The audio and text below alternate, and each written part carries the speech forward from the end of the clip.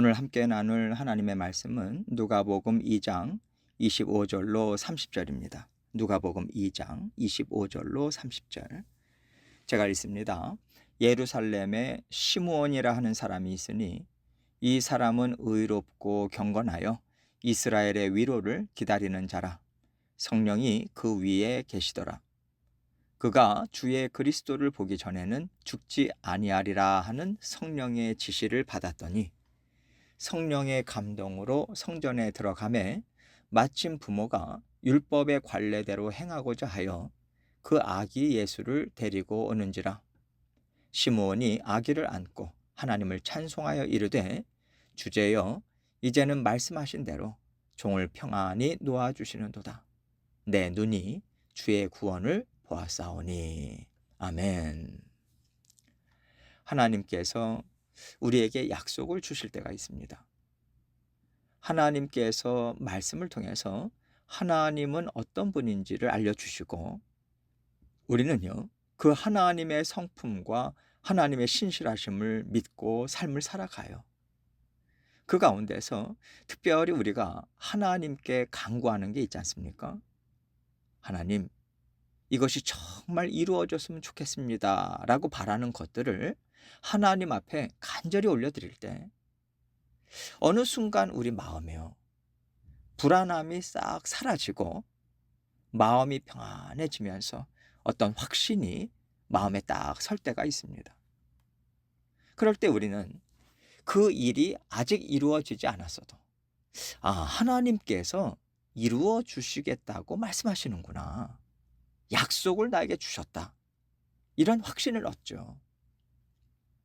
하나님께 기도를 올려드리고 하나님을 의지하면서 모든 일들을 이루어가는 믿음의 사람은 누구나 하나님께서 주시는 확신, 응답, 약속을 마음에 받는 경험을 합니다. 오늘 말씀에 시므온이라는 사람이 나오는데요, 이 사람은 온전히 말씀과 기도로 하나님과 동행했던 사람이라는 것을 성경은 증거해 주고 있어요. 그렇기 때문에 하나님께서 그에게 너가 살아생전에 메시아를 보게 될 것이다, 이 약속을 주셨다는 것을 우리는요, 시므온이 기도 중에 하나님께서 주신 응답을 받았구나, 이렇게 생각할 수 있습니다. 시므온은 하나님께서 주신 확신, 응답을 믿고 날마다 메시아를 기다렸을 거예요. 오늘 메시아를 만날 수 있지 않을까, 이런 기대를 하면서 하루하루를 살았을 겁니다. 그리고 하나님께서 이런 응답을 주셨는데, 하나님께서 인도하실 때 제가 제대로 깨닫지 못해서 혹시 메시아를 만나지 못할까 두렵습니다. 하나님, 제가 하나님의 인도하심을 놓치지 않고 잘 받을 수 있도록 항상 깨어있게 하시고 저를 불쌍히 여겨주십시오, 이 기도를 아마도 했을 거예요. 이렇게 날마다 시간을 메시아를 만날 것을 고대하면서 살았던 시므온이라는 것을 생각하면서 오늘 본문 말씀을 함께 보면 좋겠습니다. 25절입니다. 예루살렘에 시므온이라 하는 사람이 있으니 이 사람은 의롭고 경건하여 이스라엘의 위로를 기다리는 자라. 성령이 그 위에 계시더라. 시므온이라는 사람이 어떤 사람인지를 증거해 주고 있습니다. 이 사람은 의롭다고 해요. 하나님께서 의롭다고 여기시는 사람이라는 거죠. 이 얘기는요, 시므온은 하나님께서 메시아를 보내주겠다고 하신 약속의 말씀을 믿는 사람이라는 거예요. 그 당시에 바리새인들이나 율법학자들처럼 율법을 지키는 것에 근거한 의로움을 추구한다든지 이스라엘을 로마의 압제로부터 벗어나게 할 정치적인 메시아를 기다린 사람이 아니라는 거죠. 나의 모든 죄를 씻김 받고 하나님과 영원토록 하나 되어 사는 진정한 구원을 갈망하고 하나님께 간구했던 그런 구원받은 하나님의 자녀라는 거예요. 또 시므온은 경건했다라고 얘기하고 있어요. 구원받은 자녀들이 하나님과 동행하지 않고 방탕하게 살아갈 때도 있잖아요. 그런데 이 사람은 믿음을 가지고 지속적으로 말씀 안에서 순종하고 깨어서 기도하고 이스라엘을 구원하실 메시아를 고대하면서 세상과 타협하지 않고 살아갔다라고 하는 것을 증거해 주고 있습니다. 하나님의 마음에 쏙 들었던 사람이라는 거죠. 이스라엘의 위로를 기다리는 자라 이렇게 말하고 있어요. 이스라엘의 진정한 위로자가 누굽니까? 메시아이신 예수 그리스도시죠. 왜 이스라엘의 위로가 필요했겠습니까? 하나님께서 지명하여 부르신 하나님의 백성이고 하나님의 나라지만 지금 이스라엘 백성들은요, 하나님이 어떤 분이신가를 제대로 알지 못하고 있잖아요. 종교 지도자들이든 정치인들이든 속속들이 세상에 찌들어서 살고 있습니다. 진정한 하나님의 구원을 사모하지 못하고 있어요. 어떻게 하면 이 세상에서 잘 먹고 잘 살고 어떻게 하면 로마에서 벗어나서 윤택한 삶을 살 것인가, 여기에 집중하고 있기 때문에 그들의 영은 생명력을 잃었고요, 소망 없는 마치 죽은 자와 같은 삶을 살고 있는 거죠. 그들의 영과 마음은요, 온통 낙심과 실망과 슬픔과 아픔밖에 없는 절망적인 상태라고 하는 것을 우리는 생각할 수 있어요.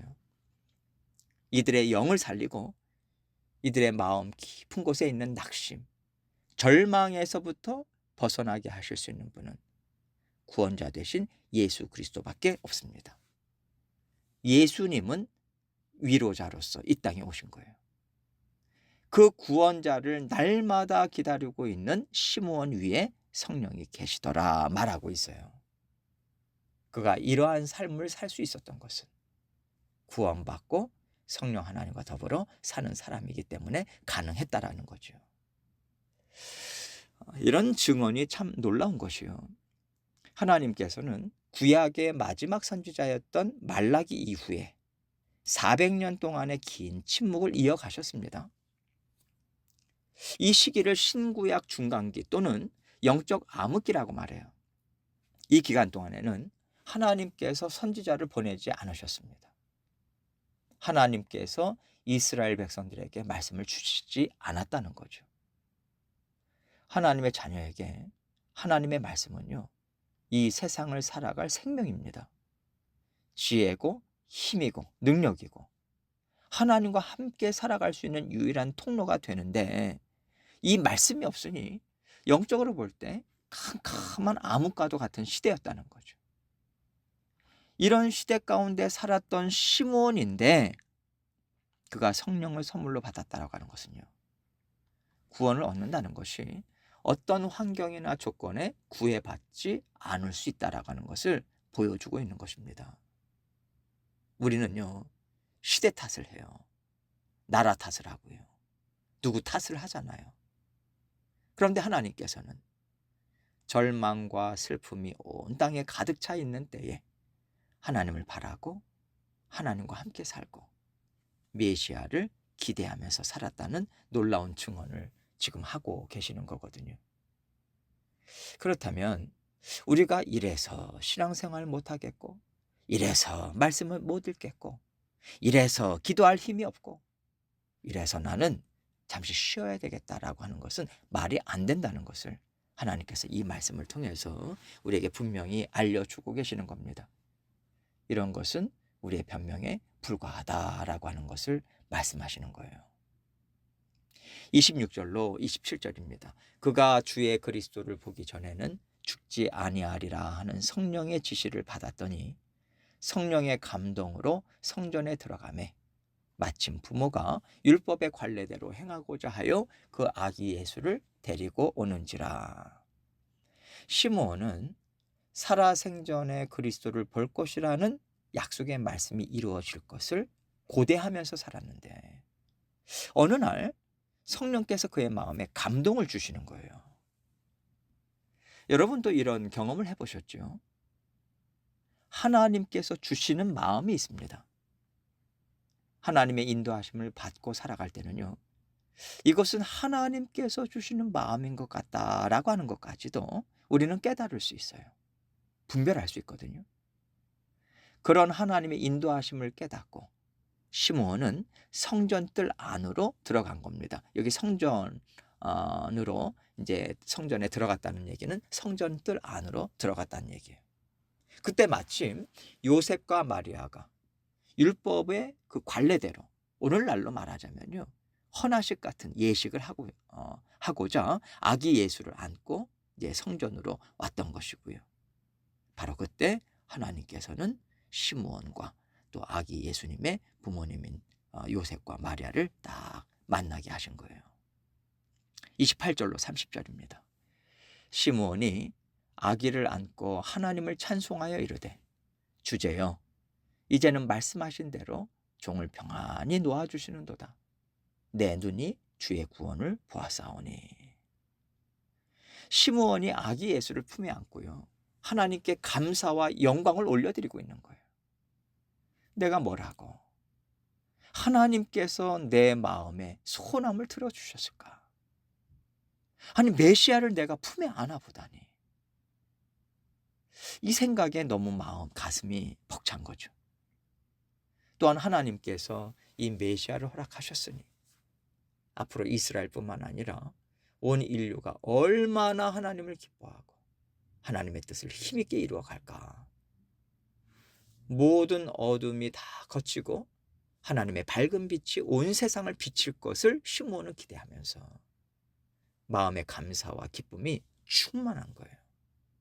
예수님을 보면서 하나님의 영광이, 구원 역사가 온 땅에 가득할 것을 동시에 보고 있는 것입니다.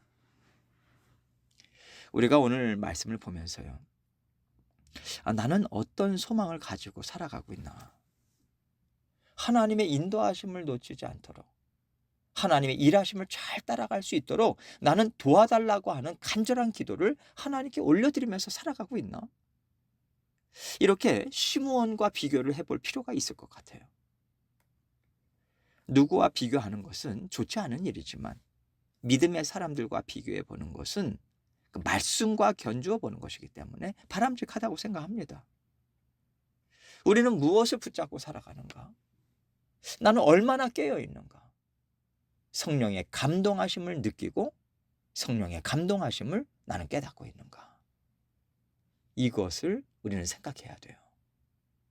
성령의 감동을 느끼고 성령의 감동하심을 따라간다는 것은요, 영적으로 깨어있는 사람만이 깨달을 수 있고 발걸음을 옮길 수 있다는 것입니다. 감동하심을 따라서 순종하고 성령의 감동하심을 따라서 이를 이루어 갔다라고 하는 뜻인 거죠. 그렇기 때문에 성령님의 인도하심에 순종할 준비가 되어 있는 사람만이 하나님께서 보여주기를 원하시는 어떤 인생의 전환점이라고 할까요? 영의 눈이 더욱더 떠지고 놀라운 변화를 받을 수 있습니다. 마치 처음 예수님을 만나고 우리 마음과 생각이 바뀌고 삶이 달라졌던 것처럼 성령의 감동하심을 따라서 사는 하나님의 사람으로 더욱더 확실하게 바뀌는 변화가 우리에게 있을 수 있어요. 이 놀라운 은혜와 변화와 역사는요, 간절히 바라고 사모하고 늘 영으로 깨어 있어서 성령의 인도하심에 전폭적으로 순종할 수 있을 때 우리는 맛볼 수 있습니다. 하나님과 함께 살아가면서 삶의 변화를 기대하고 사모할 때 우리는 성령의 감동을 받아서 다시 한번 우리를 새롭게 하시는 하나님의 은혜를 우리는 받아 누릴 수 있게 될 거예요. 날마다 이 은혜와 변화를 사모하시면서 하루하루 살아가시는 저와 여러분이 되시기를 주님의 이름으로 축원합니다.